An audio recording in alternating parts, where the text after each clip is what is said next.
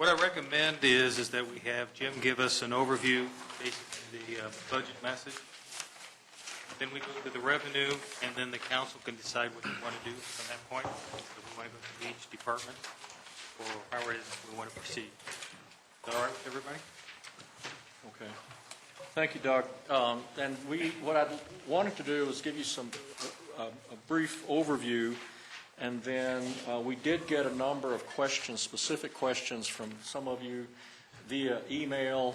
The budget team, what we tried to do was kind of consolidate them, and what we thought might make sense is to go through them in the sequence that they come up in the book, so that we're approaching those. Some of you had questions early in, some of you had revenue questions, but then Tiffany and Erlene and Doug all have Phil all have questions. So we've got a pretty comprehensive list. We thought it would make sense to move through them in the sequence that they come up. But obviously, if you think we've missed something, please let us know. But we thought that would be kind of a logical way to approach it. So let me just start then, as the mayor said, with a big overview. And we term 2012 as murky. Quite frankly, we started into some kind of containment, cutback mode in 2005, I think. I'd have to go back and look. But each year we have either been very conservative on budget estimates, or we have been in cost containment mode. And obviously with this economy, the 5 years that we've had has been very up and down. I think, again, I would say our revenue estimates, and we'll get into some specific questions that council members had for 2012, are I wanted to say moderately optimistic. I think I'll modify that to tentatively optimistic. And part of it is, here's probably the three things. We're projecting very modest 2 to 2.5% growth in revenues next year. The things that I worry most about, one is a double dip recession. And that's in play. Everybody's talking about that. A double dip recession that would have an overall depressive effect on all of our revenues. The worst year we've had in the last 5 years was 2009. Our sales taxes were down almost 6% that year. And that was coming off of the big meltdown in the market. We bounced back a little bit in 2010. We're up to 4%. This year we're up about 2.5%. So we very cautiously are predicting that slow kind of molasses growth will continue, but there will be some growth. A double dip recession will change that assumption. But at least right now, we're kind of coming back, and we're assuming, who knows what's going to happen with any of the deficit reduction, you can watch CNN any day of the week and get 5 different versions of what's going to happen. But we took a moderately optimistic approach. So the double dip recession, I would worry about. Secondly, would be a closure of one of our big boxes. Either if Home Depot or Lowe's went dark because of either a national decision, given the makeup of our income stream, that would hurt. And the third one would then be if there were, what I worry about at Aspen Grove, and Aspen Grove is investing, doing some things down there, but one of the things we don't have any control over is the national chains down there. If there's a major issue with a national chain, I'll give you an example. Last year, Ann Taylor closed every store in the country. Even if the Aspen Grove store had been doing well, sometimes those chains get caught up in a national economic picture. So if national chains closing down in Aspen Grove, a double dip recession, or if one of our big boxes went under, we would be scrambling in 2012. We're assuming that none of those things will happen. and that there will continue to be some slow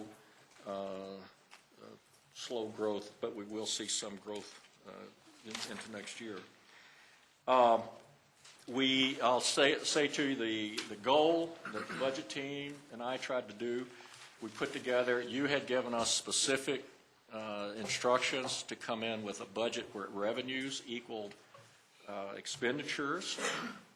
We did that, but we also are recommending things that we think are necessary and prudent.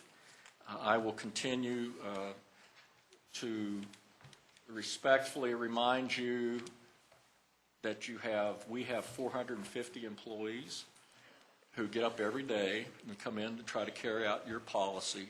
So when we have questions, we will be asking you for clarification about what we're trying to accomplish in a very respectful manner, of course. But that will be something that the council, that we'll be asking about. For example, the council adopted your financial policies last year. Your fund balance, your policy says you will maintain a fund balance in the 8 to 18% range. It's specifically crafted to be in a range depending on circumstances. We are projected this year to be in the general fund balance at 16%. So we're at the upper end of the policy that the council adopted.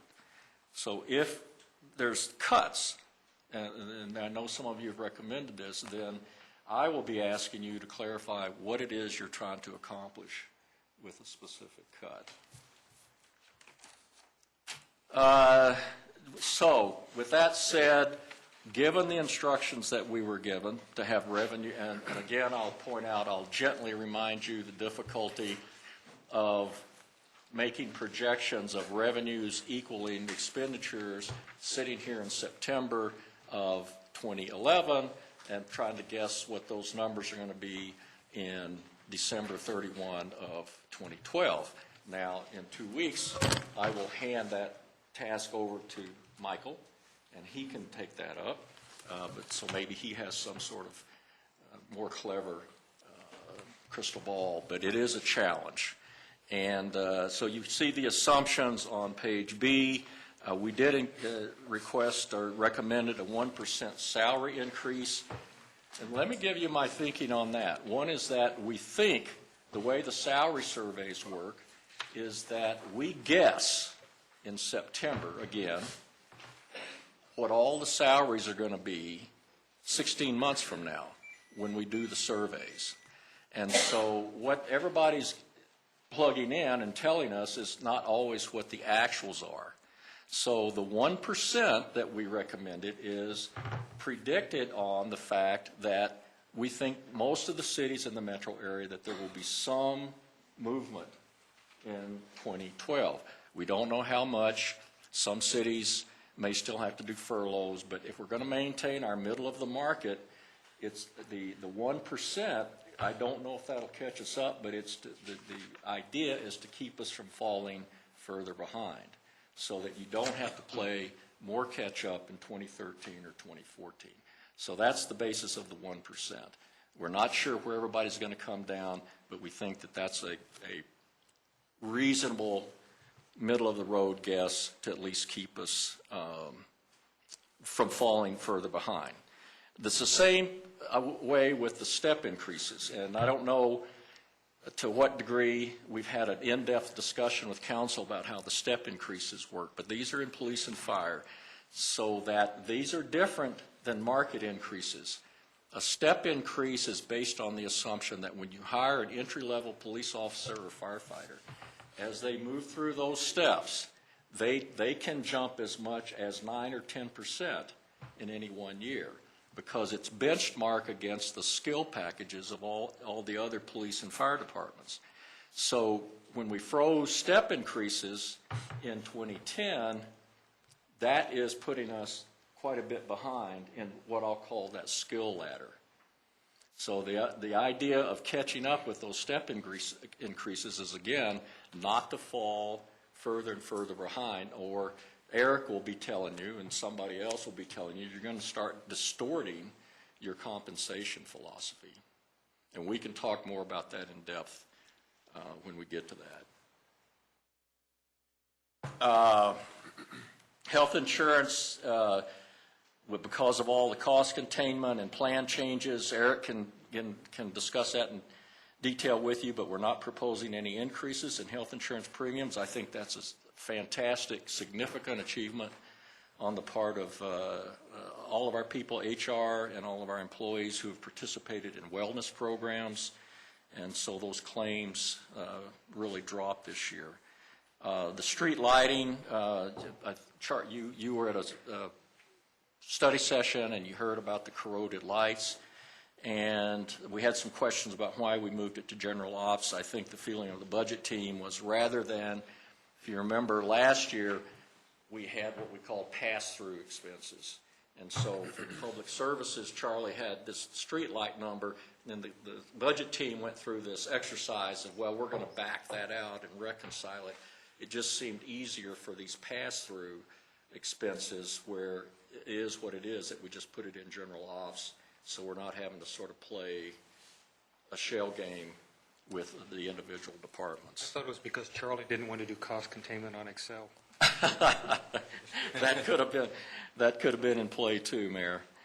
And then the plan enterprise, permit enterprise, I think that got discussed with the audit committee, and either Tiffany or Arlene can talk about that. The library, when we get to that, we'll talk about those efficiency improvements. That is only a small piece of the entire study. It was some things that we thought were prudent. And then there was a question about the one-time savings of the pension forfeitures, and I think Councilman Stallman, you'd ask about that. What's up with that? That is essentially city contributions to pension plans where the employees have left before they vest. So that is our money, but if they've left the city before they vest, it basically reverts back to us. And over time, that builds up a little bit, and it got to a point where we felt like we could safely distribute that. So we really just took the $225 and distributed it to all the departments. So every department got the benefit of those forfeited pension plans. Distributed it as pension contribution in all of the departments? No, I don't know. How'd you distribute? Where did we put it? This just impacts the police and general governmental employees. So the fire department has a different pension plan that this would not affect the fire department budget. Okay. So it was spread out for police. The question was, where is it in the line item? Where'd you put it? Oh, it's in the retirement line item So you just under lowered, benefits. it was a credit to. Yeah, it's a credit back. That's exactly right. Okay, gotcha. So lowered expenditures. Okay. All right. And that contribution has been, we've actually done that over the years a couple of times. It's been over 4 years since we asked the trustee to bring that money back to the city to lower the contributions, but it would be the same process that we have done in the past. Gotcha, okay. So it's a real cash transfer from whoever holds the It's a funds. real cash transfer, that's exactly Not a right. booking. They said we have the biggest forfeiture fund west of the Mississippi. But we don't want to hold that status. Doug, with that, you mentioned that the trustee is allowing that. Who's the trustee on the plan? ICMA? Yeah, and it's pretty routine for them. I mean, they do that for other plans throughout the year, so. Why isn't it, like, I mean, fire's got a different plan, but they don't have the same level of forfeiture? Or any level of forfeiture? They don't, they're automatic, I think it's automatically vested. Do you know what they're? Level of forfeiture because they're in a true pension. They're in the state's plan, so it's a little different structure. Okay. Thanks.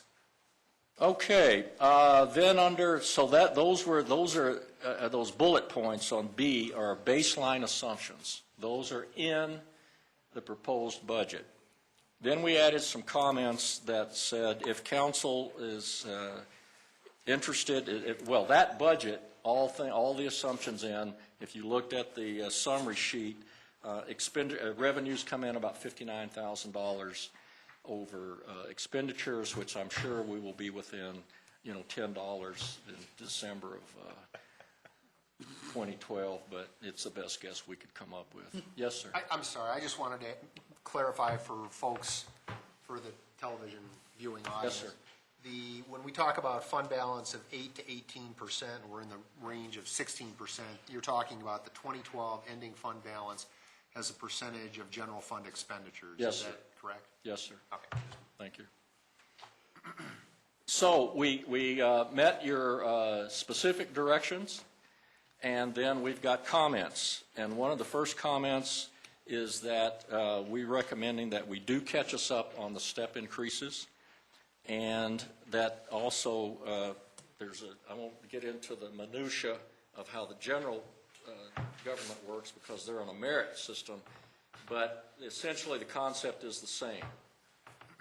Catch people up on the step increases and on merit increases in general government so that in 2013 or 2014, we don't get surveys that show we're 5 or 6 or 7% behind, so that you're not playing catch up.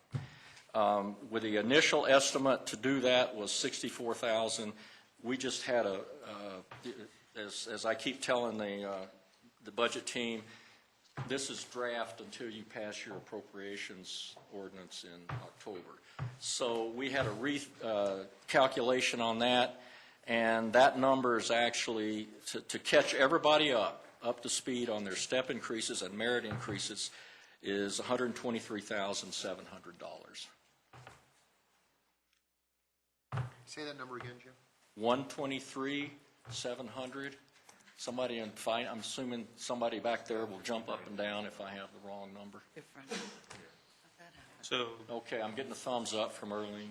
so the step increases are about 64 grand, and the catching everybody else up is about another 64 grand. 60 grand. No, it's, the total pot is, if you look up there, the 212,000 is the 1%. Then there's which is in the baseline, then there's the step increase. So think of it as just 123 for both step and general government. Now, you said that there were no step in the budget. Your second bullet point says you don't have any step increase.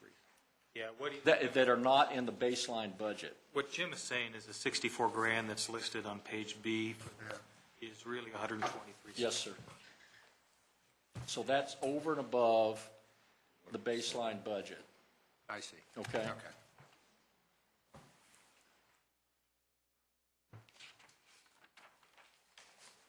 Eric has creeped up to the table. He's ready. All right. Anything more to that? Again, I'll just hit highlights. Special Projects Fund, you see a number of things that we propose there. We can talk about that more in detail when we get to that. We did attach a detail of the, quote, water fund, which is now part of the Special Projects Fund. I will continue to iterate that please note that we have those lease payments in those out years that we must meet. So any money that gets taken from the Special Projects Fund, and again, in those out years of 2013, 2014, or 2015, those councils are likely going to be looking at the general fund to make those lease payments. So I will continue to urge you to be very, very cautious about dipping in any more, diverting any of that money to other projects. Let me see now. Where am I on my questions? Did anybody else have questions on the budget overview? Jim, one of the things you Yes, sir. said about the expansion of the museum's collection center, that Yes, there sir. may be other ways to fund that. Yes, sir. Do you want to talk about that now, or wait till we get to museum? I'd rather wait till we get to it because it's in the Conservation Trust Fund, and Tiffany's become an ace on how to get money out of that fund. So we can talk about that when we We're get to the museum. bending just a little bit. She's straight arrow, you know, she'll be there. But we do have, we do think there is a potential to use that Conservation Trust Fund money. Let's talk about that when we get to the museum. All right? All right. Overview? Yes, sir. Other than that, I'm ready to go to revenues. Go back to the $23,700 on the step. What's the assumption regarding implementation on that? How does it get done? Is it, I guess I understood maybe there was an anniversary date issue. Is this happening on the anniversary? You want to talk about mechanics, Eric? Mr. Stallman wants to talk about the mechanics of implementing the step increases. Okay, mechanics. The devil is always in the detail when it comes to compensation. And obviously, we haven't done anything quite standard to our comp plan for a while. What we would be looking at is proposing that we would try to catch up the steps. Steps, unfortunately, though, because last year we said there would be no pay increases, all steps, and any merit increases would need to be done according to the numbers that Jim just cited in your budget book on anniversary dates. That's a little different than what we've done in the past, because what we've done in the past, particularly for police and fire, is that there's a certain group of individuals, once they reach their top step, any adjustments that they would receive on the first day of the year. And there's not enough budget for us to be able to do that. So the theory would be that we would make 2 steps adjustments on the anniversary dates for each employee. For general government, that's their actual anniversary date. For police and fire, it's when their natural steps would occur, or if they're at their top step, when their natural performance evaluations would occur. So that's what the system is set up. That's what we're proposing. It's not how the system is set up. We haven't, that's how we're proposing to back into bringing you back into, or back up to where the market will eventually be when we resume. You say it differently. Mechanically, you can, the IS can accommodate that kind of a process in terms of the actual physical pay output. The HIRS system, we believe we can either do it manually That's what I meant. or, Yeah, no, I understand. yes, or program it. Well, I guess what I'm trying to do is I'm thinking it would be better to get it programmed as opposed to having somebody do all this stuff manually, because it sounds like it would be a complicated thing to do. It would be. It would be, but it doesn't always work out that way, obviously, when you're working with systems. But doing what you just described, that's the $123,700, not the 64. Yes, to do both steps and to do an increase for your general government folks as well along that same line, yes, that would be the 123. Okay, and that then you would need to add into your system. And then the 1% would be the 212, which is already in the budget. It is already in the budget. Okay, so it's a combination of the two. It's Yes, sir. All right, and is it any easier? It would certainly be more money, but is it easier to just do everything at one point? Or does that not make any sense? January 1. Yes and no. I mean, part of this is that we're trying to back the organization back into their previous or their pay philosophy, which still exists, and how we used to do it. We're just trying to step back into that mode. And what we've done in the past is an anniversary-based type of a system, except for those who are at their top step. Okay. It's also a cash flow issue, too. Correct. Okay, Okay. all right. Any other questions? Yes, sir. Salaries, though. Yes, sir. That were not expenditures. It looks like this year you put the difference in salaries in each of the departments instead of lumping it together in general operations. We did. All right. Any other questions on overview? Okay. We'll start with the general fund then, page 1. And again, let me just point out to you one of the reasons we recommended catching employees up on step increases this year. If you'll see the overall summary sheet and the actuals of 2010, we ended with a fund balance, general fund balance of $6.6 million. Because we budgeted so conservatively in 2011, again, we were hedging our bets about whether there'd be a double-dip recession and cost containment. We estimated $4.5 million. We're going to end up at an estimated 7.6 million. So instead of drawing down the fund balance, we project we're actually going to add to it. We're projecting we'll go from 14% of the general fund balance to 16.7% at the end of 2011. So if I'm an employee who did not get a step increase or any kind of an increase in 2010, then I may look at this and say, how come maybe I can get a step increase in 2012? And so those are the numbers. Let me then go to, if I miss any of these, Councilman Cernanek had a question about retail sales, looking for a trend or rationale. Again, as I mentioned, the murkiness, but if you look at our 5-year trend line, like I said, 2009 was our worst year. We were down almost 6%. We bounced back a little bit to 4.6% in 2011, and we're hoping it's a 2.5% in 2012. So again, a modest bounce back there. If any of those assumptions that I talked about, a double dip recession, a closure of a big box, those projections go down. So that's really, Councilman, us just looking at the trend line, looking at the national stats. Obviously, Colorado's done a little bit better. We've been fortunate. We're going to continue to have some investment in Aspen Grove, but there will be a trade-off there because they're going to demolish the Buca de Beppo, so we're going to lose some sales tax there. Just other little quirky things. You know, we've got a McDonald's that's demolished on Santa Fe, so we're going to suffer a little bit of shortfall there while those are out of action. Hopefully that'll kind of come back, but again, we're hoping for a modest continued growth in 2012. Mr. Farman, you want to comment on that? I think you hit the highlights on the retail sales taxes. Mr. Cernanek? Good. Actually, I think the latest is the McDonald's that's on Santa Fe is going to open before 2012, so that might be good news, okay? I think they're shooting for November.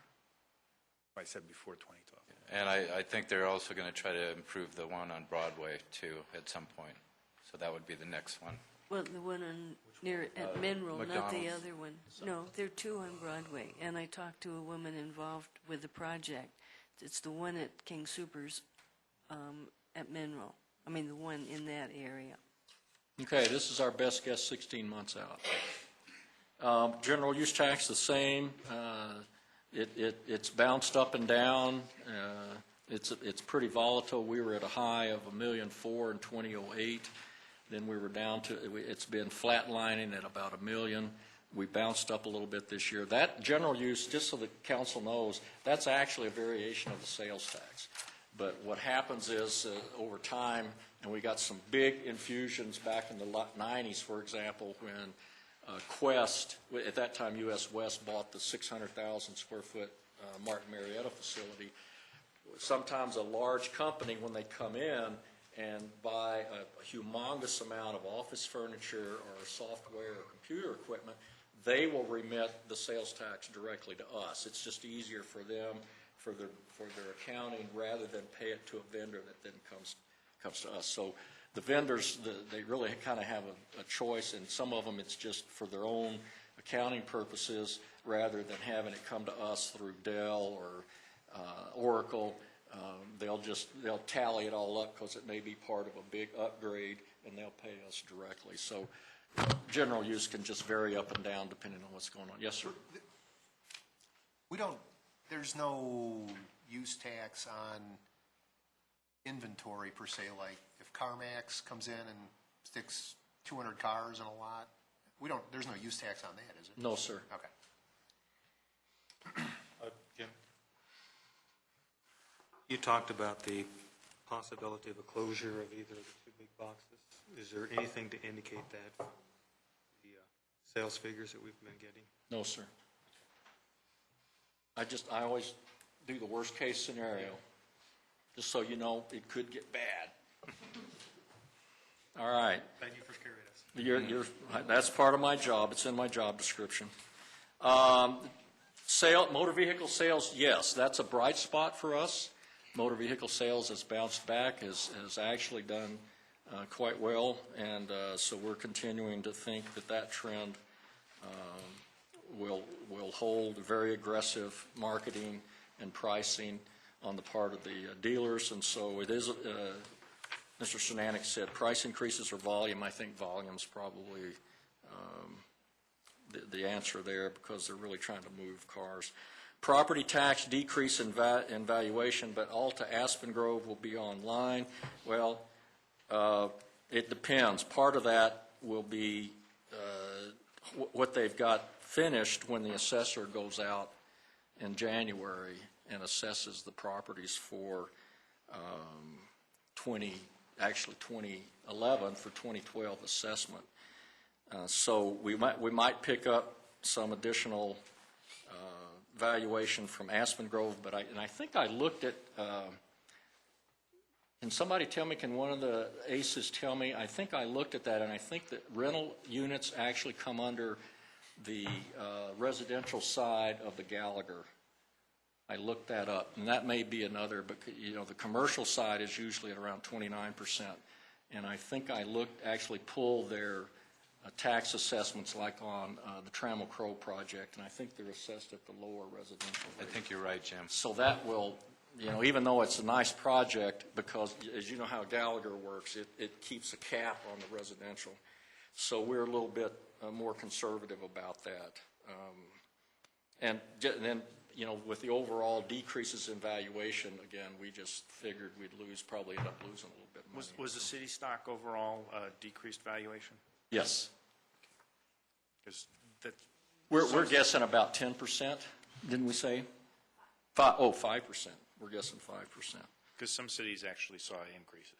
Yeah, ours actually is dropping. Cigarette tax, fewer smokers. I don't know the answer to that. Who wants to talk about cigarette tax? Well, Let's do There you go. There you have it.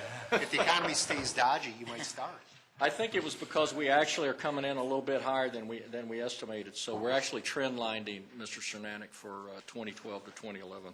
Wasn't there, the state collects cigarette tax on behalf of the cities and then passes it on. Wasn't there something in CML, something in the legislature about?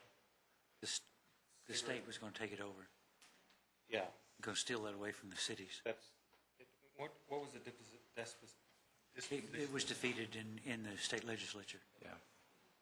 I remember something about it, but I didn't remember what it would be. Okay. Jim? Oh, I'm sorry, Peggy. Yeah, I thought in our various monthly budget reports, finance reports, that the cigarette tax went down during some of the worst part of the recession and has started coming back up again. Does anybody, do you remember that, Doug? I mean, I'm talking over several months, but maybe I'm misremembering in the summary that Eric does. Well, it looks like we're going to be trending a little bit higher this year than the 177,000 that's budgeted.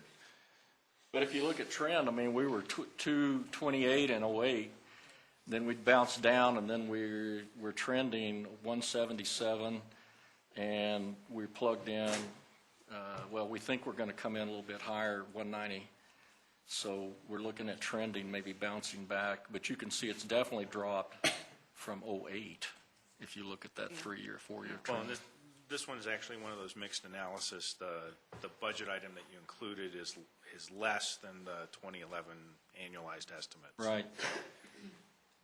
Yeah, that's one, our year-end estimate is probably a little too much on the conservative side.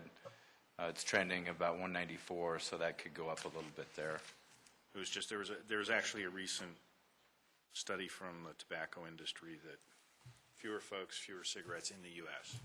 Their growth is abroad.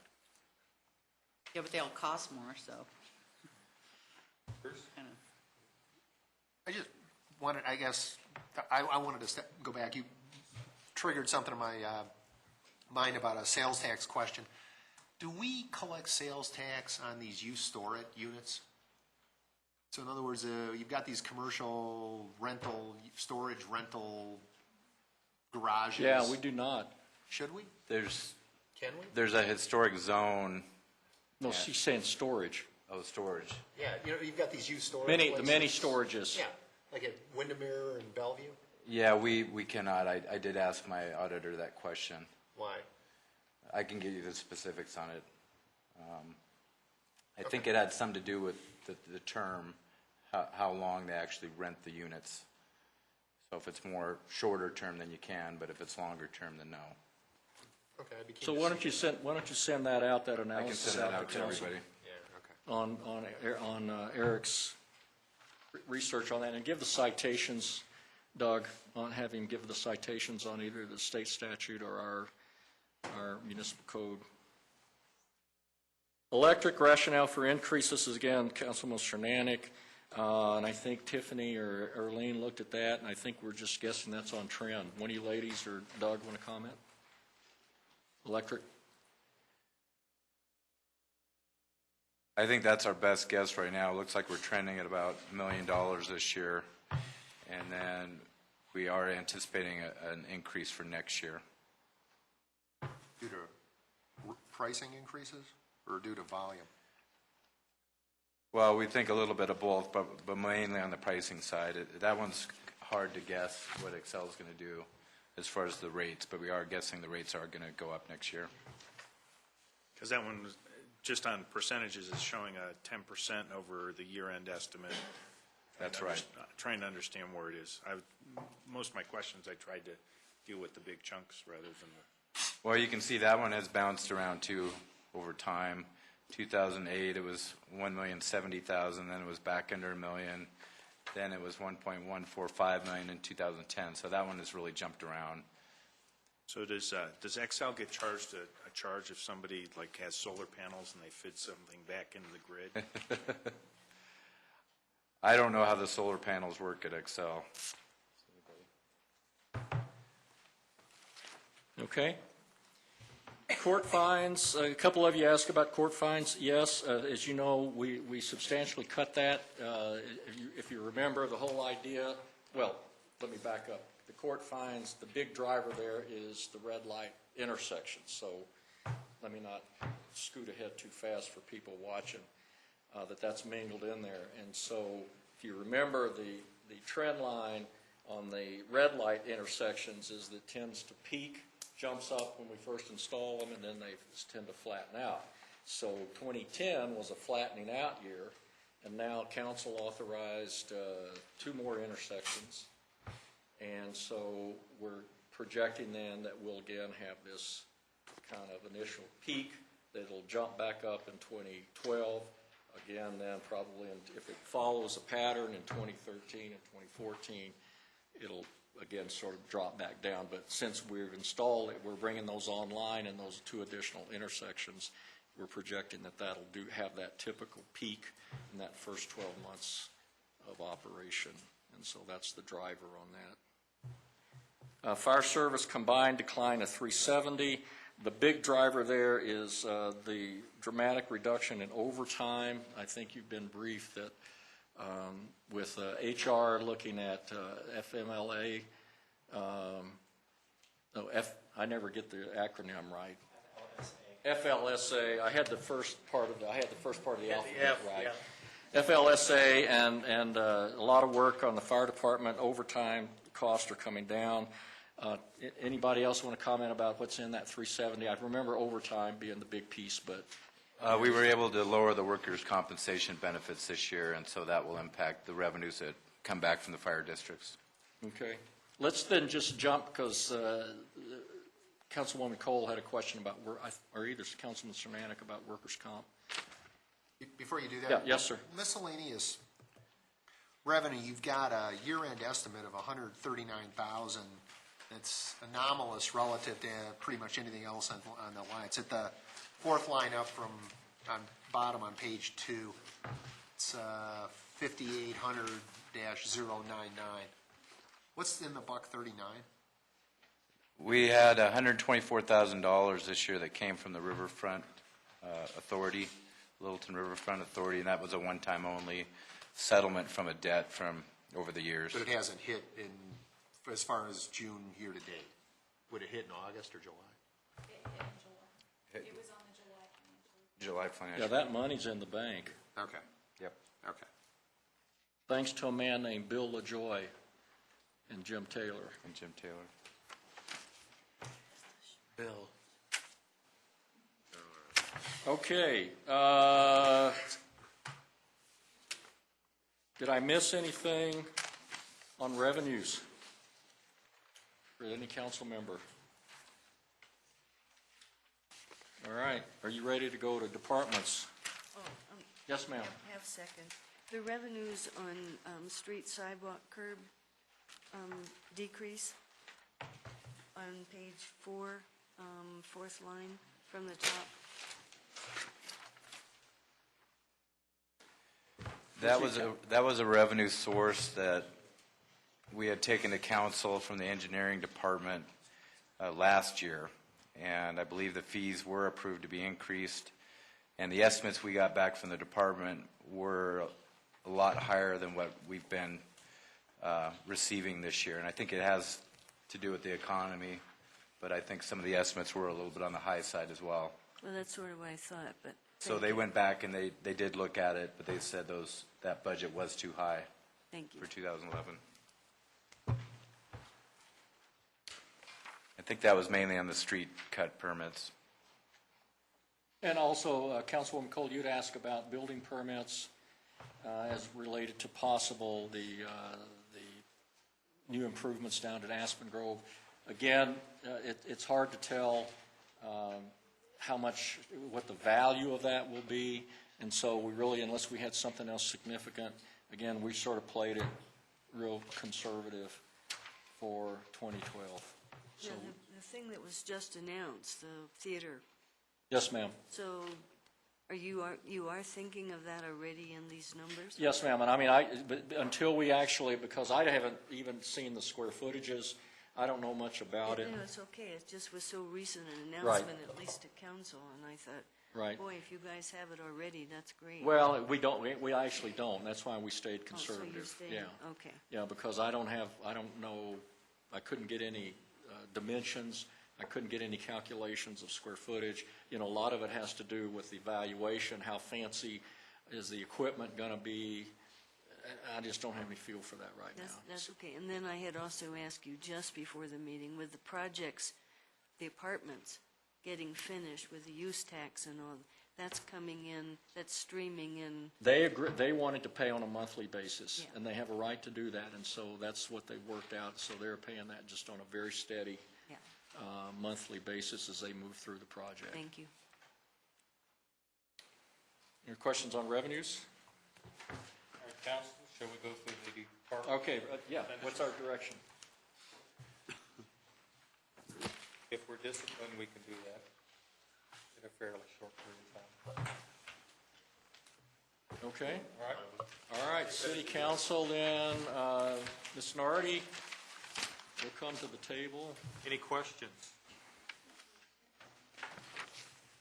All right, go to page, Wait a minute, wait a Wait. minute.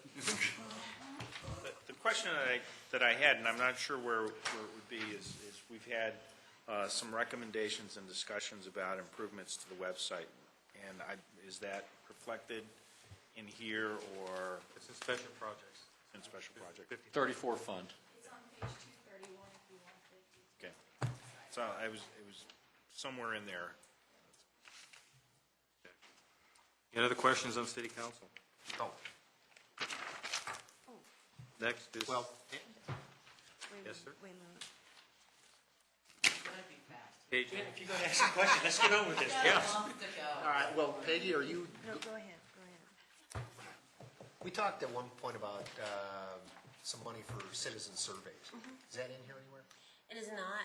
I did mention it to Jim and the budget team, and I think maybe Jim can speak to that, but he thought it would be more appropriate that if that was something that council wanted to do, that maybe we put that up on the board All right, so- and figure out how to fund it. I do have some figures on it. The base price is $9,900, but and I do have that with me, but there's probably another $10,000 you can add on different types of reports and different ways to Yeah. And to- tabulate those reports. So you can kind of customize it the way you want. So my guesstimate would be, it would be about $15,000. And so, Councilman Stallman, just so that you understand, we, again, in my introductory remarks, we tried to hit your directions. But in my view, if I was going to recommend going past, dipping past the expenditures, the step increases, in my mind, were a higher, priority than, there's going to be some other kind of nice-to-do stuff that we didn't recommend, because my clear priority was those step increases and salary increases for the employees. Can we throw items up on the whiteboard just to keep Earlene track will of do them? it. Earlene likes to do this. She's a control freak. Why don't you put step increases and then citizen survey? That's a short timer comment. You should see what I have to live with this. You have money in the budget for step still? You don't know what I've endured with this Might want to finance write a team. little smaller. Because there may be more. Okay, just, no worries. It's a big board, though, Bruce. Oh, yeah, you know how that is. Earlene, try to write so small they can't see it. The space, you fill up the space allotted, don't you? So I have two quick ones on council. So why are the portraits and frames in 2012 budget rather than coming out of 11? Because I thought people's pictures were just taken last week. Well, that's a good point. We won't be ordering those till after the election, though. It just depends on when Monty gets it in, but you can take that out if you want. Well, I mean, I thought if you get the bill and we have money, go ahead and take it out this time. But then I had a question in what I emailed, and we could wait later, but since we're here, I didn't, as I went through all this, see where the calendar would be budgeted. It is taken out of, I think, the print budget. Right. And That's always been a line item in the city manager's budget. So you'll see that in 2011, we had reduced that line item down to $4,000. Right. Because what we thought, well, we'll just publish an annual report as required by the charter. But when the money was shifted from the printing line item, it was moved into that line item. So I think that line item ought to show up as 22,000. Page 19, Peggy. then what I need, 22.5. this is in a searchable format to get it, in my computer, and then I could just do a word search. But you start searching and you miss things. Thank you. Sure. Any other questions on page 8, city council? All right, page 14, city attorney.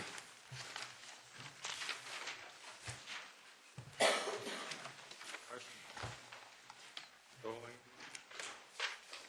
Page 19, city manager. Council, let me just make, in a spirit of full disclosure here, and so that you don't think Michael busted his budget even 2 months after he got here, our expenditures will be slightly higher by the end of the year. I did not end up, for a variety of reasons, taking as much vacation this last year as I thought I might, for a whole lot of reasons.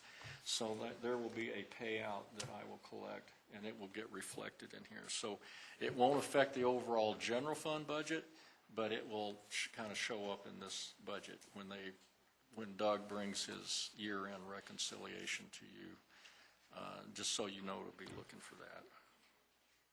And also, you may have noticed that I increased the travel and training budget because in budget cuts, we cut that down to a very small amount. And since the candidate profile, when you were recruiting the new city manager, I thought it made very clear that you expected professional development and attendance at professional conferences.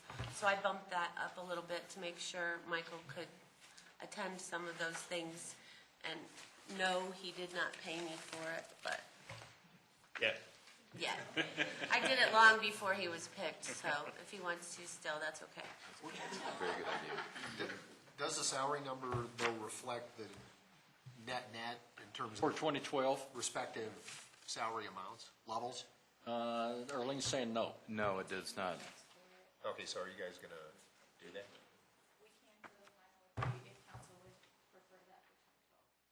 Yeah. We can let you know what the difference is anticipated to be, and we can change that for the adopted numbers. Yeah. I mean, it makes sense. Do you want to put that on the board, Elaine?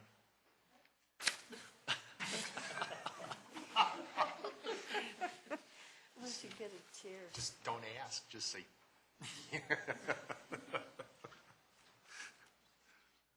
While she's doing that, you ready to go to BIA? Yeah, page 26, BIA. Gibbons, anybody, any questions for Mr. Gibbons? Wait a minute, hold on. The one question I had, Chris, on this is, at the workshop this year, and we had some of the discussion of a bit more on the sense of outreach to places of business that are bringing in businesses that have rentals, when we talked about the strip malls. And I know that's some of what you've done this year. Is this budget reflective of continuing some of that outreach into the community to say, bring your business here or bring your business to this location because you're part of Littleton and here's some of the services that Littleton provides? Those are two different things. One is, if you're asking if we have a marketing budget, the answer is no, meaning sending out. If you're asking, do we work with those local property owners to provide them information when they're bringing tenants in, the answer is yes. And this is minor, but I already had emailed, so you know this. But since some citizens have this document, did you actually do Sterling Ranch research stuff this year? I'm going to pass around answers to your questions. Peggy, I only got that this afternoon, so. Yeah, that's all right. The short answer is that we have to prepare this mid-year, so I take from July to July as the year I report on. Otherwise, I'm only going to have a 6-month report in there. The answer to your question is yes, Sterling Ranch was last year, but it was within the half year of last year's why I reported it. Okay, and then since you said that, I would note that some of these departments don't seem to be looking at July to July, and some do. For example, and this is not an affront to anybody, but the police have the academy in, but it just started last week, so that's not an accomplishment yet. So it might be something to look at in the future, make sure everybody's focusing on the time period that's being covered. So, we all have, most of us have an idea. We'll try to be more consistent. Yeah, thank you. Any other questions on And- BIA? And on the 100 new jobs, that's net, is it? Yes, ma'am. Okay, so that might be a nice word to add next year. I mean, Yes. For next year's goal, then to just Just call it clarify net. it's net, yeah. Yes. Thank you. It actually says net Pardon? 24. I'm on 23, or wherever I was, it just said 100 new jobs. Yeah, it says net, produce a net. No, somewhere I'm looking at something else. Yeah. that was Okay. 25. Well, we'll go through and make sure it says net everywhere. Thank you. The other thing I'm passing around here is there's really two parts of the budget that a department head controls. The salary is actually out of our control. It's set by the surveys and the HR department. The rest of that budget, we then have controls. What I'm passing around to you is the part that I control over the last 10 years. You will notice over the last 8 years, we have consistently reduced that portion of that budget. In fact, it's been cut in half from about 200,000 to 100,000 over that 8-year time period. Is this reflective of a reduction in focusing more efficiently, or is it in They're all- part coming from the reduction in some of the subscription services? No, well, we didn't reduce any services whatsoever. They've all been efficiency reductions. Sometimes they were mandated, if you remember. There were some years where Part of our cost containment. we were part of cost containment. Some years, we just found, including this year, you will notice there's 5 areas in there where we just didn't spend that budget last year, and so I cut it out of this year's budget. Chris, very good job. Any questions on page 26? Page 33? Okay, admin, sir.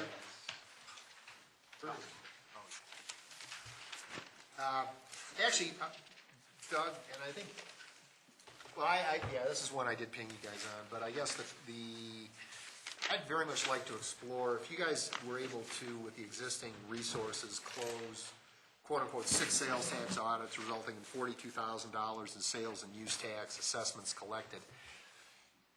What is your assessment of the incremental revenue we might collect with the application of additional resources? Is it 1x, 2x, 3x? What's the ceiling? Well, we don't really have that metric right now. We've had an outside contract audit firm for 2 years now, and our return on investment has been 122%. But there's a lot of different factors that play out. We have a lot of larger audit candidates that we have right now that are being audited. So some of those audits might close this year, they might close next year. But after an audit is completed, we send an assessment letter to the company, and then there's like a negotiation that starts after the fact. We don't automatically get that amount of money that we assess. Yeah. So there's a lot of factors involved. We might have a stronger case in some instances than others. We might be more willing to settle earlier rather than later if they want to drag it out for a year or so. So I don't know that we really have enough data right now, or Well, to make those type of projections or assumptions at this point. But I guess your gut feel for the thing, if we, for the sake of an argument, brought somebody in and paid, pick a number, 50, all in, fully loaded, do you think we would cover the cost of their salary? Do you think we could 2x it? I don't think we could do that, to be honest with you. We had a meeting. Well, Phil was part of it. We had a meeting a few months ago with our audit company. They said we were basically right on track to where we should be.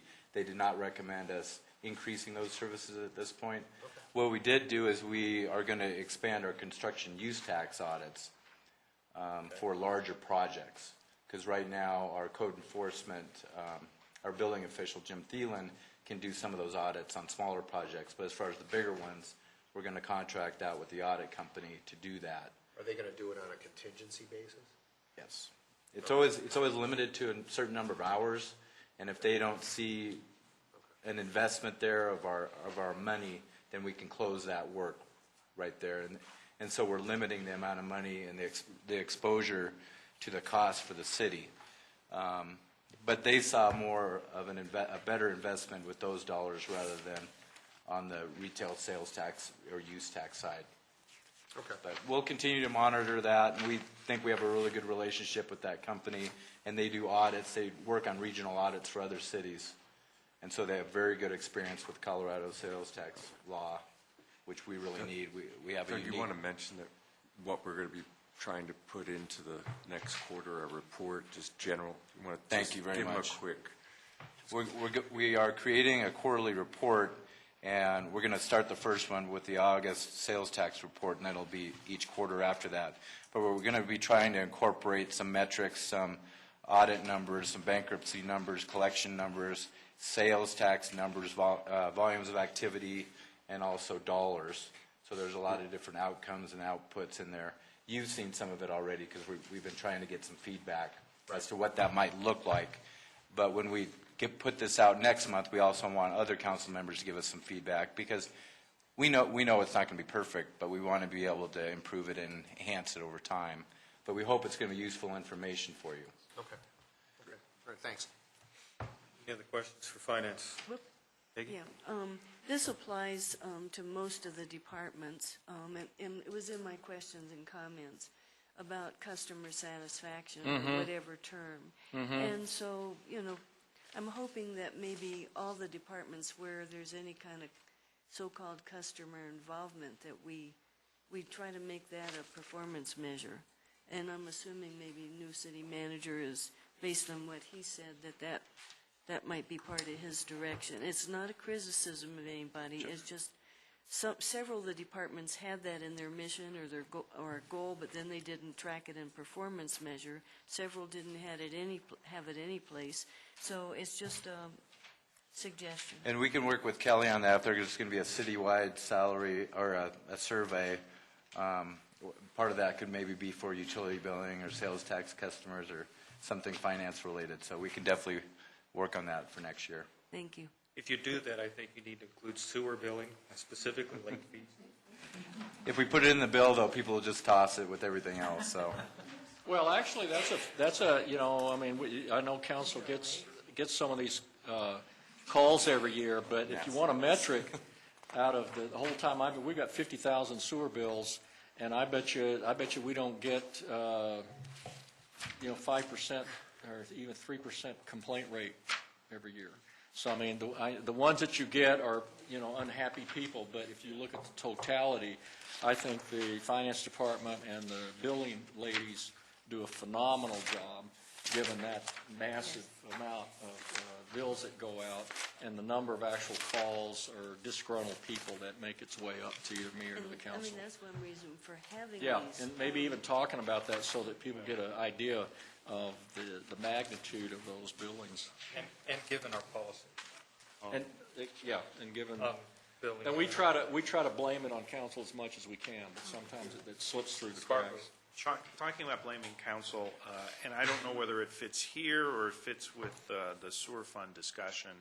I know the question has come up about having, instead of a flat rate, more of a usage level billing. Would that project fit in finance, or does it fit with the sewer fund? Actually, we did Charlie, we did a study on the usage, and I think we brought in an outside person. Charlie, come to the table, because that comes up, and I know a gentleman appeared, and as I recall, we did a very detailed study, and it is a very much, there's winners and losers. And We Charlie, took 100 addresses in the city limits and then figured their usage based upon a formula that we thought would work. And a majority of the bills went up. Charlie, when did we do that study? About 4 years ago. So we could dust that off again. I guess, to directly answer your question, Councilman, I think Charlie has a file on that in Public Services. I don't think we'd want to reinvent the wheel. So I would, if council's interested in doing it, I would recommend that Public Services resurrect that study, bring it to you, and dust it off if you want to take another look at it. I would recommend, if we're going to do that, that's a study session topic, because there's also some policy decisions that go into it. Absolutely. I know it is. I didn't know where the project. Yeah, you were just asking where should it land, finance or Public Services. I would say Public Services at this point, because they have the history. I would recommend the sewer fund any type of new study if we had to undertake a new study. I just had a couple of quick comments for the finance department too. Thank you, Charlie. We are close to finalizing a contract with Wells Fargo Bank. We did go out and solicit requests for proposals this year, which we never had a contract in place, a written agreement with the bank for banking services. So we did test the market. We had 5 responses, and we reaffirmed Wells Fargo as our general banking services vendor. And it looks like we're going to save $5,000 there, so I'm comfortable enough. We haven't signed the agreement yet, but it looks like for next year we will reduce the budget by $5,000. And we also are close to finalizing an agreement on our purchase cards, where we would enhance our rebate on our purchase card spend, the amount of money that we spend on our cards, and that would be another $12,000 for next year. So I can go ahead and we can add those monies to the revenue budget. Thank you. Any other questions for finance?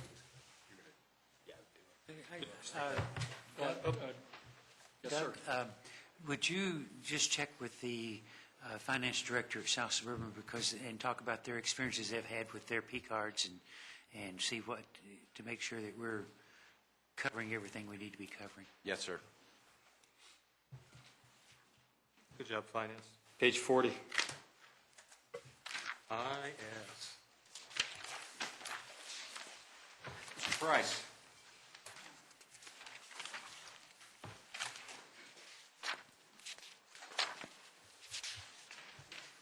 And I don't know where this project might fit, but the question is, I have 2. One is wireless access at the city center.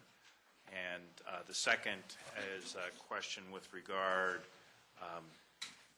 going paperless as far as the council's package distributions. Mr. Price. Okay. Well, first of all, this is the first time the wireless project has come up.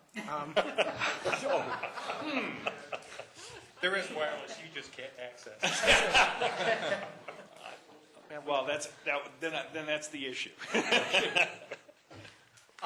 presently do not have wireless in the city center. The only place where we have wireless at the city right now is at Bemis Public Library, and that project was part of the Sophie's project. We have since expanded it so the entire library now has wireless access. Now, wait a minute, so since I'm on the library board, there come up issues from somebody on the board who has problems accessing the wireless well there. And you guys, I think, worked on it. Is that resolved now? I believe so, yes. My staff has been working with the staff at the library to get that fixed. Okay, because I think he's watching, so if he has feedback, let us know. Absolutely. Thank you. I mean, there really is wireless here, it's just not publicly available. No, actually, there isn't any wireless in this building presently. What, are you watching the game? No, I'm just looking at access points that get pretty good reception here. We have an apartment building across the street. Sure. Sorry, I missed anything. That's sufficient. I have a question on page, actually, 39. Okay. You have a new configuration management system. Yes, sir. Are the savings that you're intending to use for the half FTE annual savings each year that you're going to see from the CMS? Going forward, yes. Okay. Any other questions for Ken? Mr. Stallman? Mom, I guess I've got more of a library question, but it's probably going to be IS related, so I guess I can just wait until we get there. You'll stick around, right? No. He'll be here. You'll get on your Wi-Fi. He'll be here till the last dog I really don't howls. blame him. Bronco game's starting. I think it's on in the hall. Ken learned a couple of years ago about leaving early. Lock the door. Dangerous thing to do. Yeah. All right. Administrative service. Questions on page 46? It's a joke. Keep moving. Got one on 49. Ghost division. We had a concept conversation about the print shop, vis-a-vis potentially talking to LPS and seeing about merging operations for mutual cost savings. I don't know if that's gone anywhere. I believe Wendy's done some Wendy work has on done a this. survey. Wendy Hefner, our city clerk. I had our printer, when you brought that up before, speak to several different print shops in the city of Littleton and various areas. LPS, Arapahoe, ACC, and Arapahoe County about combining. They answered questions that Rachel put out about how they bill, how they use their equipment, how many employees they have, how their delivery works, because they're very spread out compared to, we are spread out, but not as much as LPS or Arapahoe County, of course. ACC is pretty confined, and after reviewing the data, it was apparent that combining services with an outside entity would add unnecessary steps, cost, and travel time, resulting in a decline of efficiency. And none of the print shops have a surplus of man hours or idle machinery to be occupied by another entity. And so after speaking with Phil today, we talked about combining paper orders, say LPS and Arapahoe County and the city of Littleton got all their paper from the same place.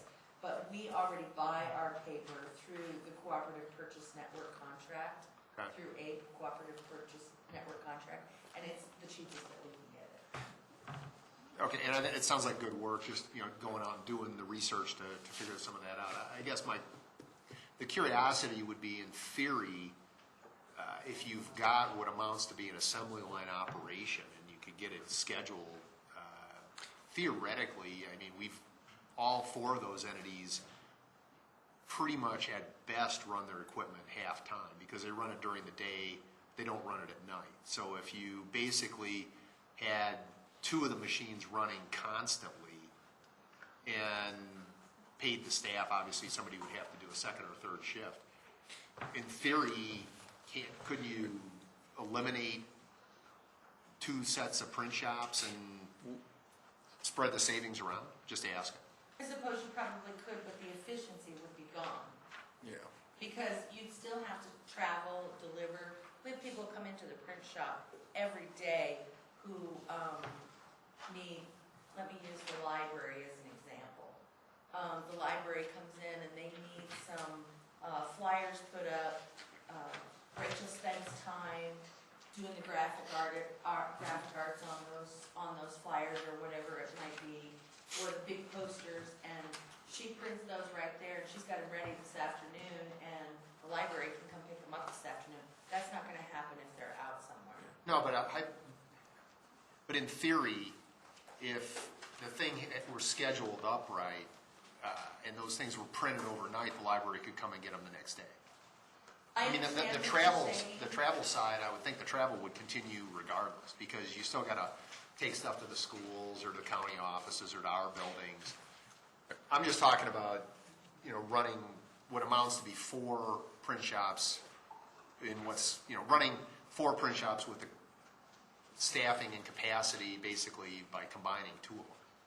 But I do know what you're saying. Yeah, okay. It's just, I think, and maybe it's just that our employees have gotten spoiled, but we have one employee in our print Yes. shop, and she is running those copiers If we had 8 hours a day. if we had 2 or 3 employees and, we're as lean and as efficient as we can be to keep the efficiency level up, to respond. Now, if you want to look at how this may help LPS or other organizations, they're the ones that are probably going to benefit if we did any kind of merger. But as far as we're concerned, our departments are happy with the turnaround time, and the type of stuff that we do is not always the same as some of the totally others. understand.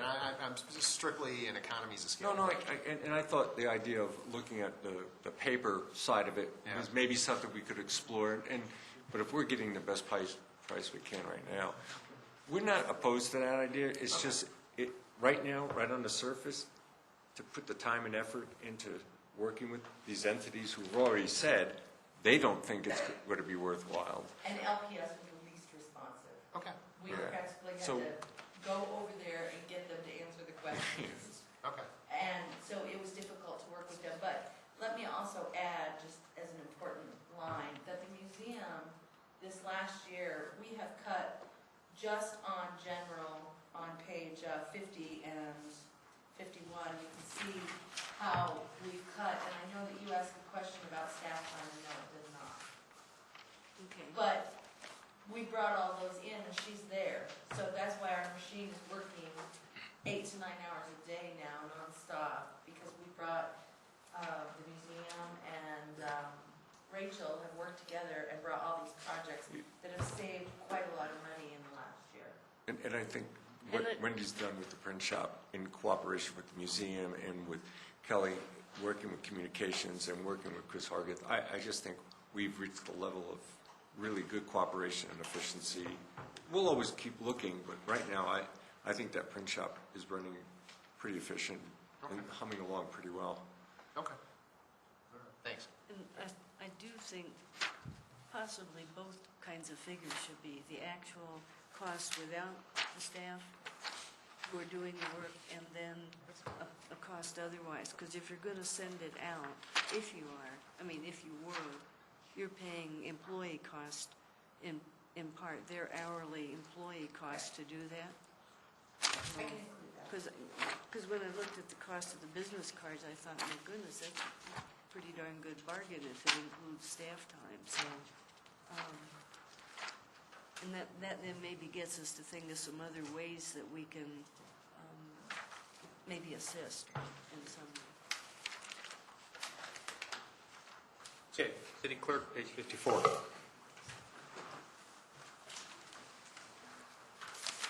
Going on, page 59. Wait a minute. What happened to page 52 and 3? You have questions on 52 or 53? Yeah, I did send this out. On 52, the definition of elderly, Well, I did get your note in there.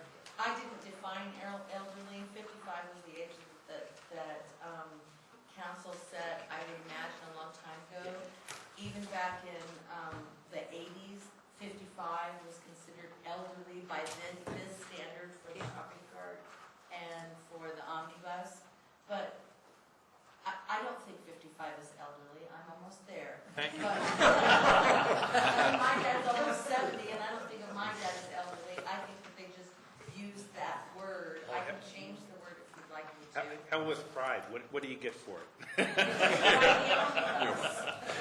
And that's our cutoff for writing the omnibus. Experience.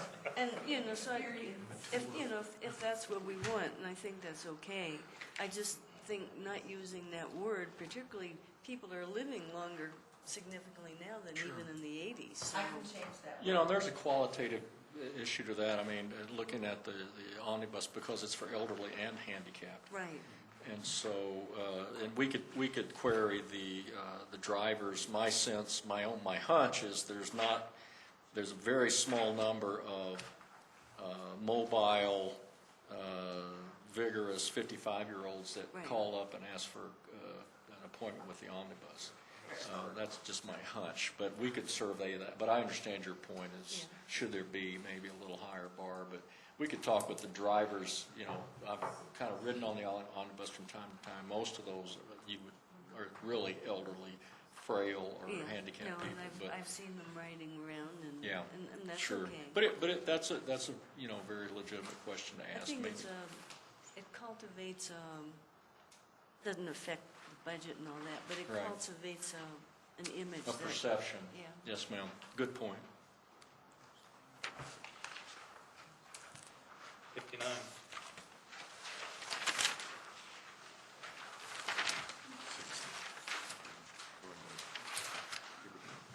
Sixty-two.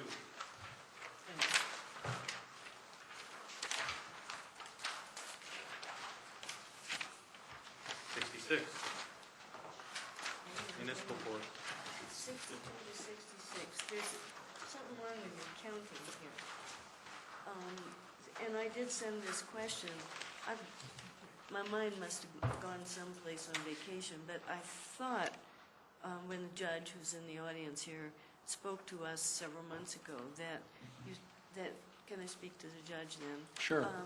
That you said that the actual file folder system and all that, you were asking to be deferred and to bring in the electronic system, which would be much more efficient. Well, no, there's two different things. One of them was,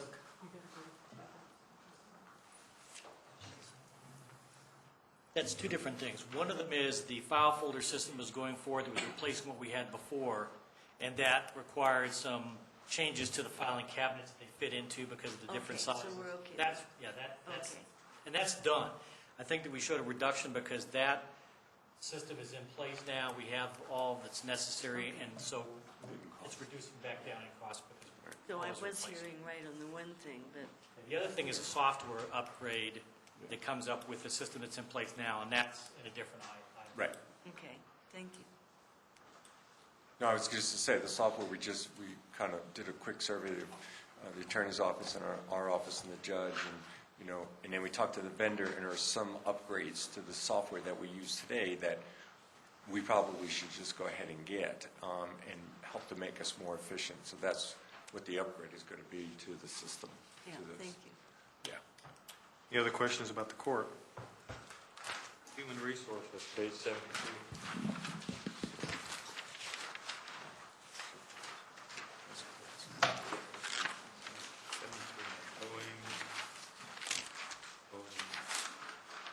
was one question, Eric, he put the budget together, it's his budget. We work closely together on efficiency studies, and someone, I can't remember who, asked, what studies are we doing next year? To be honest with you, we're not going to do any at this point. We have a new city manager coming on, we have a new council coming on. We want to get direction from council come February on what do you want to do? Do you want to do strategic planning? Is that going to cost us money? Do we want to use some of the money that we have here for some of that? We're not opposed to doing any more efficiency studies. We just think right now is the time to, we've got a lot in the hopper. We've done PD, we've done fire, and right now we got IS on our list. And I'm sorry, library on our list. And I think we just need to take a time out in February when you do your workshop. Let's talk about what you want to do with that. Other than that, it's his budget. Yeah. And then I do have a question on 72 before we get past that. In the 2012 goals, does, Peggy, could you pull your mic up a little closer? Yeah, we can hear you. thank you.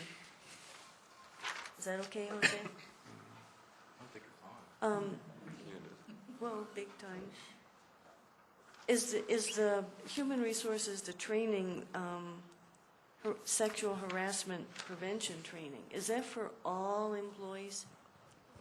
That is correct. We do a biannual cycle on that particular training. We will cover all employees, and we do that every 2 years is our cycle.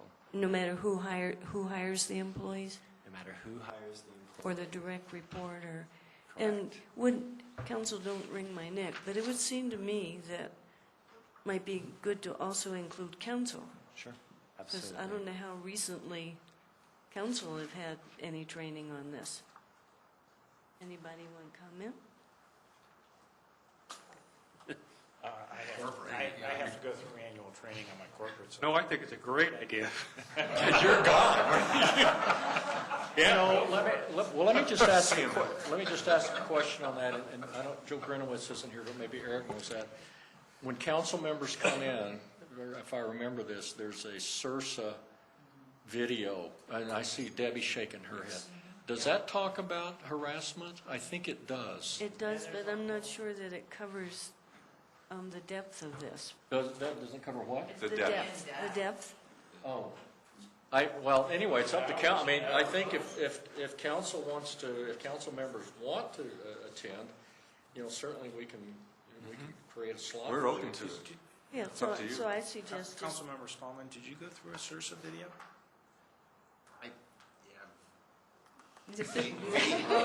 You were texting at the time, but You signed off on? I don't remember what I had for lunch today. I think I did, but I. Good answer. Yeah. The beauty of our HR department is that you can take the sexual harassment course online. It is merely meant to be a refresher. Some states, such as California, require it on an annual basis. The state of Colorado does not require a specific time period, but they do require employers to do refresher ongoing sexual harassment, and that's particularly the reason why. So, It's certainly available. Well, but I suggest letting council know if they want to Yeah, good idea. do that. We'll just make sure that you know how to access that, or if you want to attend when we have a speaker come in, you can do that too, but we'll let you know what the availability is. Thank you. Okay, building maintenance, page 80. Question? Sir. you're out of questions. You can't ask anymore. I've used up my allotment. Phil, can I get a couple of yours?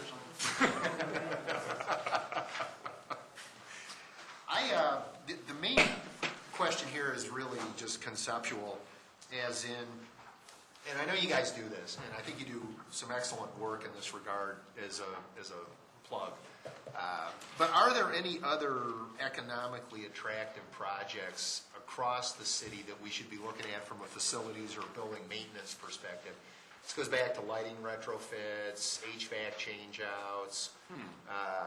Is there anything that you guys have looked at where there looks like there's a payout, Let me see. 12-month, 18-month payback? Was it 16 months ago, we brought back performance contracts. Well, not so much, yeah. Okay, never mind. Oh, bad stuff. The problem with that was, we were basically, all the return was going to the guy that was Yes, providing yeah. financing. Well, the council was not comfortable with, Right.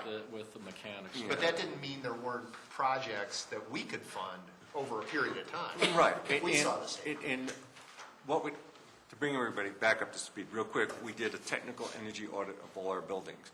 And when we presented that back to council on some of the paybacks and some of the investment to do some of these energy efficiency type projects, the payback wasn't there. So that doesn't mean that Dave and I and the budget team, we still targeted some of those projects that we had in here. Now, are there some larger projects that we would want to tackle? Again, the subject would be, is there enough payback? For instance, if we truly wanted to do solar panels around the museum or somewhere at the museum, which was one suggestion, again, you're still faced with the idea of how much do you want to invest and what's your payback?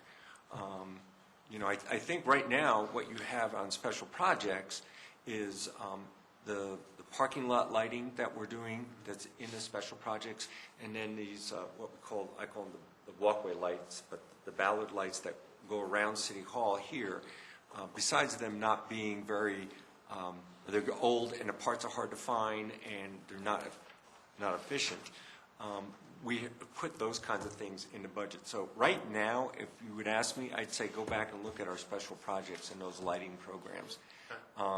That's what I would say, other than if you want to take the leap and go into the whole solar discussion again, we could. I guess me, speaking just for me personally, I'd be keen to see if you guys have gone through some of these projects and you think there's an economically attractive decision point. Yeah. I think we should consider it. Yeah. You have the data, and we've talked about that. Yes, and you and I, we're working on that whole idea of if we're going to go solar, who we going to work with, so. The answer is for the, what I'll call manageable scope of business, Dave and his team, in terms of replacing with more efficient boilers, et cetera, I believe we've got a very good track record at looking at payback. The kinds of things you're talking about, I think, is going to take a study session with the full council participating, where they will be probably more complicated, larger scope projects. But I think on the year in and year out, that updating efficient lighting, looking at replacing these outdated boilers, we've got a pretty good track record there. And I would agree with that. It was as much encouragement to say, I think it's keep doing it. And if you have stuff you want to do that you're on the fence on, I'd love to see it. And just to get a plug for what we did with our energy efficiency grant money that we received, we did replace the HAV system on Town Hall, and there was 2 of them, and we paid for one, and the grant money paid for another. And then we did the lights at the Bemis Library to bring more energy efficiency. Now, you'll hear later, we're going to use some of that money because not everybody spent that money that we gave to the community. We're going to take it back and do some lights that we just talked about in the capital project. So we're always looking for efficiency, finding savings, and using other people's money if we can. Okay. All right, thanks. I want to see those 1860 solar panels that you're putting around. I didn't say we're going to do it. They're in the He's 1890 demonstration. The mayor's being a little bit of a smarty pants. Phil, one of the things you mentioned is not doing efficiency studies. Were there consulting services involved in any of that this past year?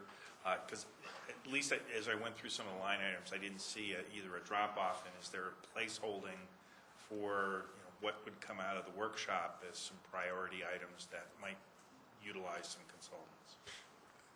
If you're saying under what line item would we take the money from, sometimes it's wherever I can find it.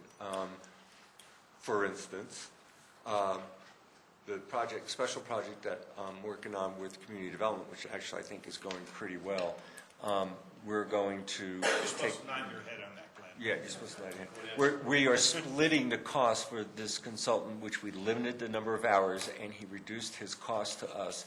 and between Glenn's department and my department, we're gonna split the cost on that. So if you come up with ideas, and you guys can get together and give us clear direction, we'll go find the money. And I do have a question. I have no idea, I know all this lighting retrofit and all that, we've got top folks doing that keep track of all kinds of stuff. And I did include in my questions that I sent out, it looked like the electric use, right, was not all that adjusted, but I'm assuming it's because we got the police expansion. Is there a way To break it out. to break it out so we could see the, We can try to do that. I thought mean- about that, but we didn't really, to be honest with you, have the time, but we can do that. The two things that are driving us is the new expansion of the police building, which we didn't, that's just more electricity. And also, we got a lot more high-tech stuff in PD too, so that's running us a little high. And the other thing that affects our utilities in general is the weather. If it's colder or hotter than usual than any summer, the building needs to be cooled. Now, we try to keep it, cooler. We reduce the cooling during the night, but then you guys sometimes complain, say, hey, it's too hot in here. So we're trying after 10 o'clock to keep this building the minimum that we can. So we're doing everything we can. The too hot in here usually doesn't have to do with the temperature. Yeah, that's true, too, but that's another well, the only reason I was asking, I think this is really helpful for citizens to see that we did this and it actually brought stuff down. Now, my little house is easy to keep track of, and I've been doing it every month for about 10 years. And when I swapped out lights, I saw the difference, et cetera, but I didn't add on, I didn't do an expansion, so I don't have that complication. Let me give a plug to another group, the Sustainability Committee. That's the one that Kelly and the employees work on, and they help deliver the message to shut your lights off and conserve energy and don't print as many papers as from your computer and so forth. So it's a big cooperation that we're all trying to nitpick it all the way through. Thank you. Good. Okay, police, page 90. Actually, I'm sorry, can I, two quick questions on page 85. Okay.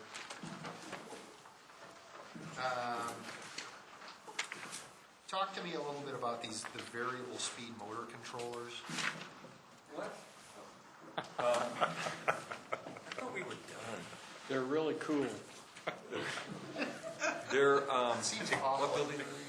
The variable speed motor controllers for $16,000. Oh, Priority 3. they have to do with the HVAC. HVAC system. Right. And they're motors that force the air through the system. So they are motors Yes, as opposed to and- electronics. Yes, and they're just getting old, and they're running all the time. And so they need to, replace them. The push that I've given to building maintenance is, and not that they haven't done this in the past, but is to be preventive. Go out and look at those pieces of equipment that have moving parts. And actually, if we can sustain not replacing them, fine. But if they tell me, hey, you got an HVA system, or like what we're doing with Town Hall, if that elevator, it's already failed once or twice, and luckily there wasn't anybody in it, they're saying, we need to replace it now, not wait till it fails. So they're trying to be more preventive than they are anything else. So it is a moving part. What else you got? Well, the other one, I guess, was the priority 9 on the same page, the issue of automatic gates at the service center. I mean, why do we need automatic gates as opposed to just open and shut it at night? Does anybody from staff who has to drive their vehicles through there want to tell them why we need If automatic it's gates? just open during the day. Fire, here, go ahead. I can address that one for you. Tell them. Chief Fireman. After hours fueling for the public safety vehicles, both police and fire. So you have police vehicles and fire vehicles that don't normally fuel during the middle of the day, that could be middle of the night when they go down there. Yeah. So they have to have access to that facility. So the gates are automated to allow them in and out. So we fuel all our vehicles from a depot as opposed to just use a P-card at the cornerstone? That is correct. Yep. Okay, all right, fair enough. Thank you, Doug. Thanks, Doug. Page 90. Please. PD, Chief Coogan is at the table.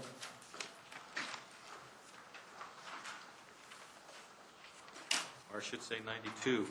Well, I did- 89. Pardon, 89? Yeah. What you want? I have a question on the Humane Services contract. Maybe Suzanne even knows this answer. Do we know that it's $50,000 going forward each year? Yes. Okay. You're neither Suzanne nor Heather.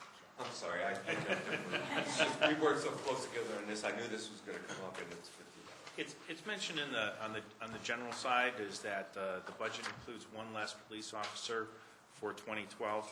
Heather, do you want to discuss that, the impact, where that comes from? Last year in our cuts, we had frozen 2 positions for half a year. We discussed it with the budget team and decided to go with the 1 cut. If Jim would like to address that. We had a number of cuts we still need to make, and so that was our recommendation from the 2 frozen. You guys feel it's the preferable solution to eliminate one staff position as opposed to try to squeeze the money out of something else?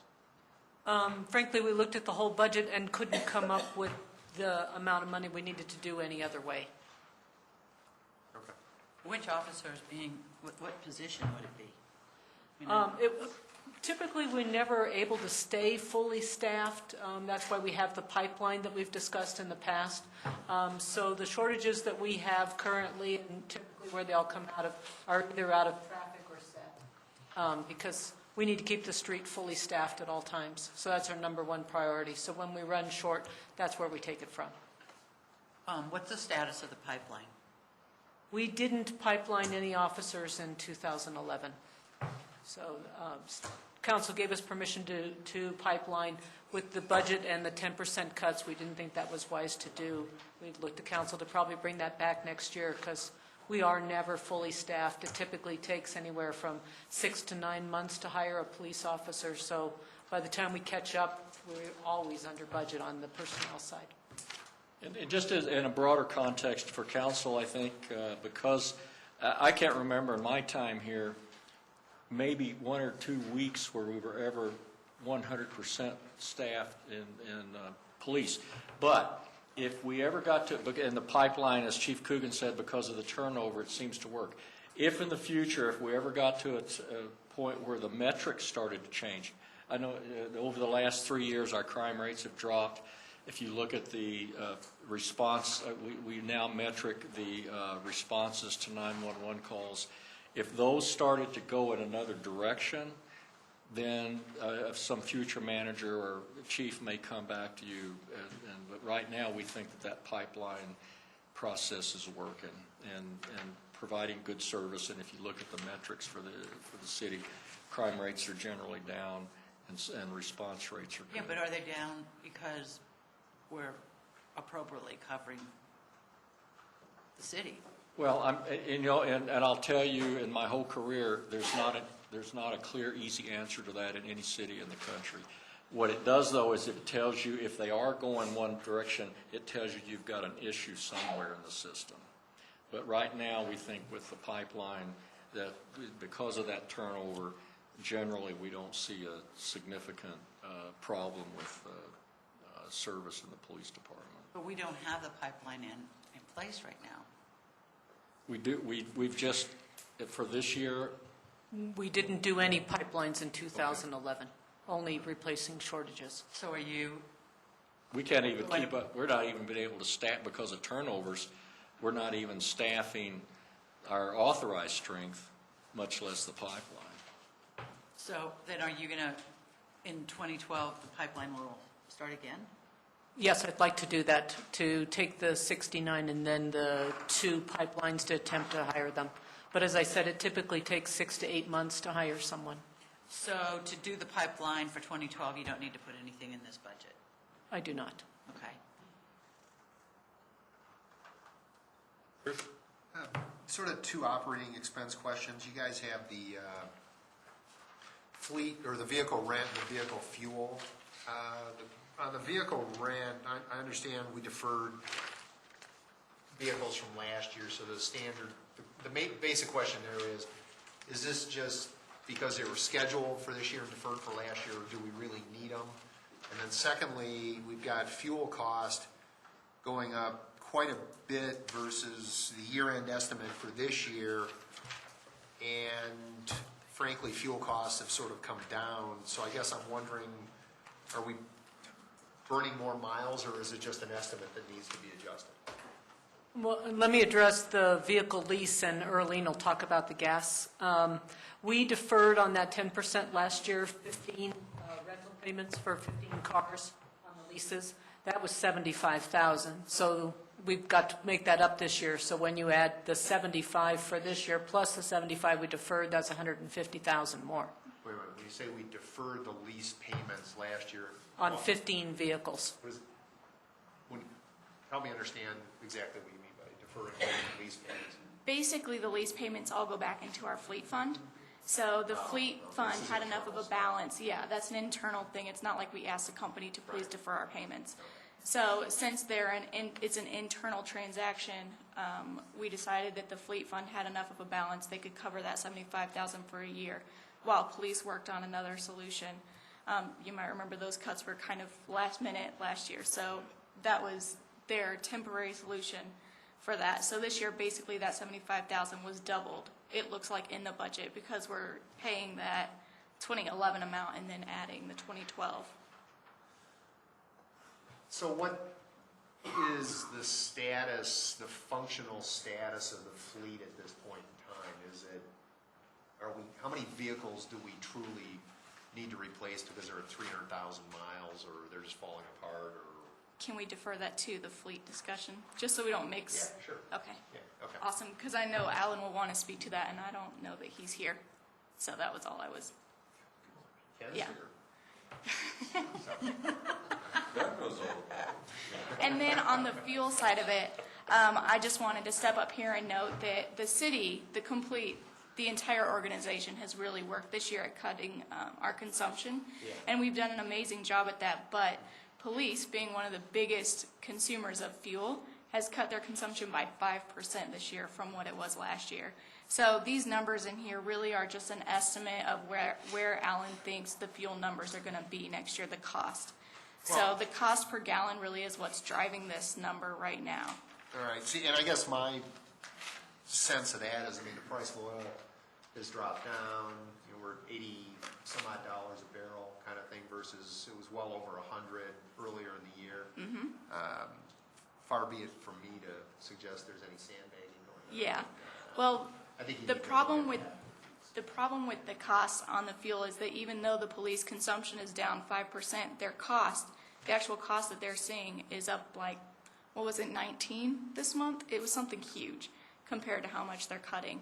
So that cost side of it, and that's not an estimated cost, that's the cost that they're paying for the fuel right now. So that cost, it's overshadowing any consumption efforts that are going on, unfortunately. Yeah, but you're, I understand your point, listen, you're making a good point, but like I said, we're sitting here and somebody's got to guess. No, I understand. And so, we'd rather guess, staff would rather guess on the conservative side than have who knows what, again, a blow up in the Middle East, some kinds of things.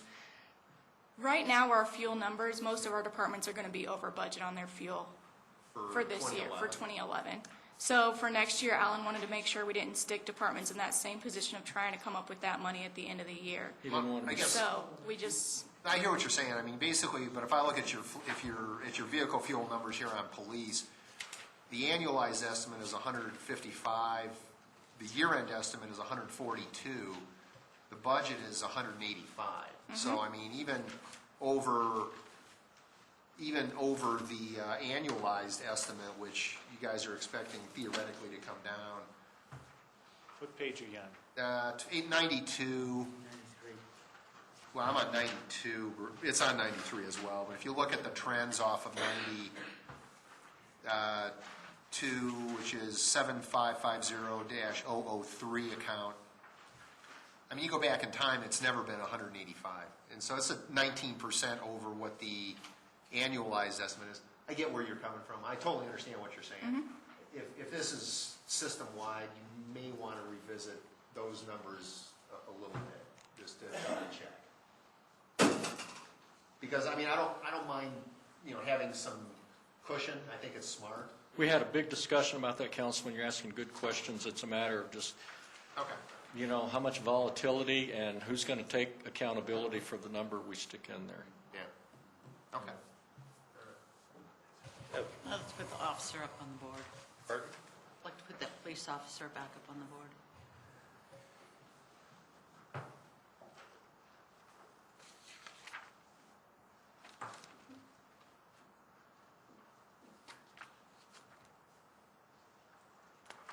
So while she's writing that, I did in the questions I emailed, ask about the intoxilizer. I think Bruce might have too.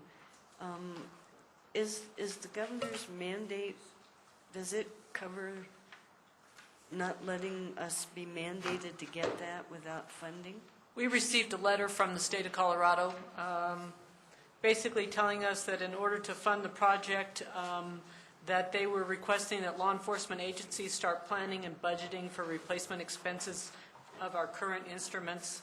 To ensure adequate funding, agencies should budget $10,000 per instrument. The funds will need to be available January of 2012.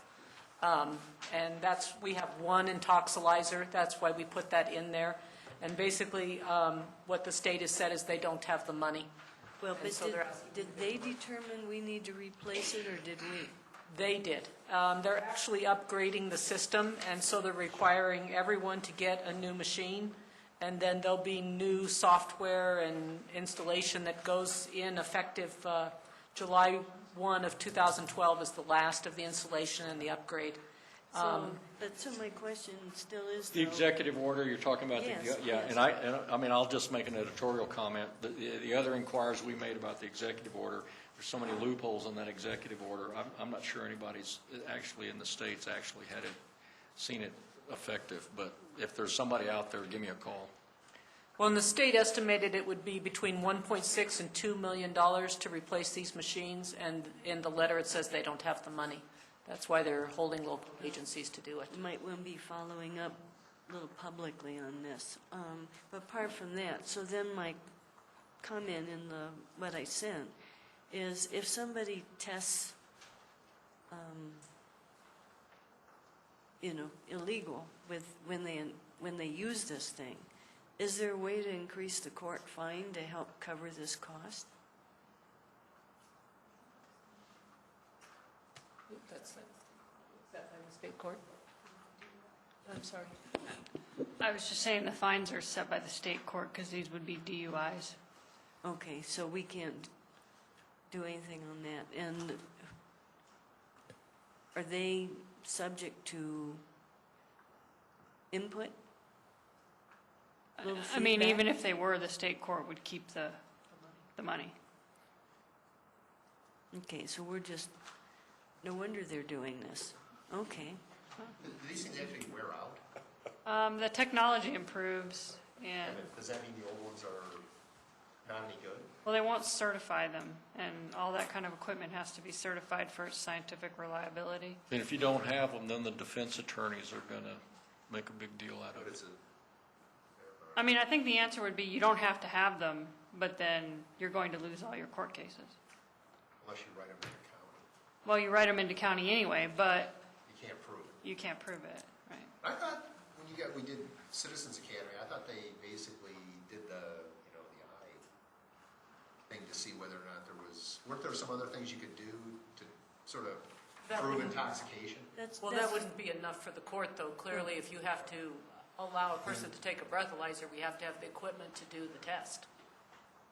Yeah, the eye thing you're talking about was one of the things they can do to just, with their expertise, say, we can stop you, we can do this. But then when you go to court to prove it, that's the other piece, right? Thank you.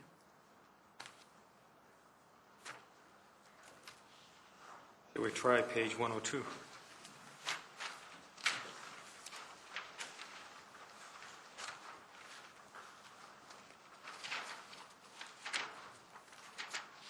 Page 104.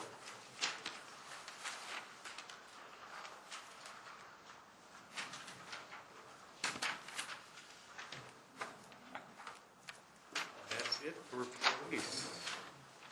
Can we do fire in 10 minutes? 8 minutes? If not, we have to take a break. What's council's pleasure? You want to adjourn tonight, or you want to do fire first? They actually Huh? have fire No, and like a public 5-minute break. You got public services too. Yeah, public Yeah, services but too.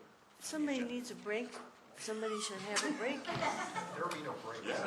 Drink. It's like 107, 10, 100. What's the last page? 357. You need to make a motion. All right, let's. Yeah, I make a motion that we have a break. Can I get a second? Second. All in favor, leave the room. Be back by noon 9.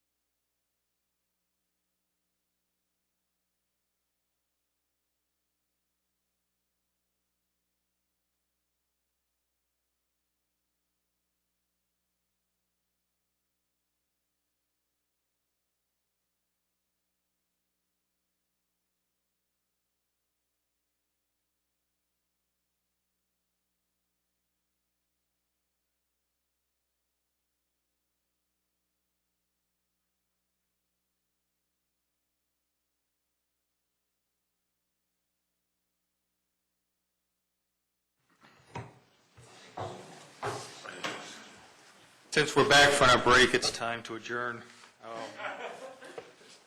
But tomorrow night, apparently, we're going to start with the sewer fund, because we have, We'd like to do that, council, because we've invited the Inglewood people from the sewer treatment plant to be here. So just as a courtesy, if we can have them up first, so they can get in and then get out. We'll be fresher then, too. and then we'll start We'll be with, really fresh Yeah, then. you'll be real fresh then, too, for the first. yes, ma'am. So we're now adjourned. Thank you all for being here. All right. Thank you. 7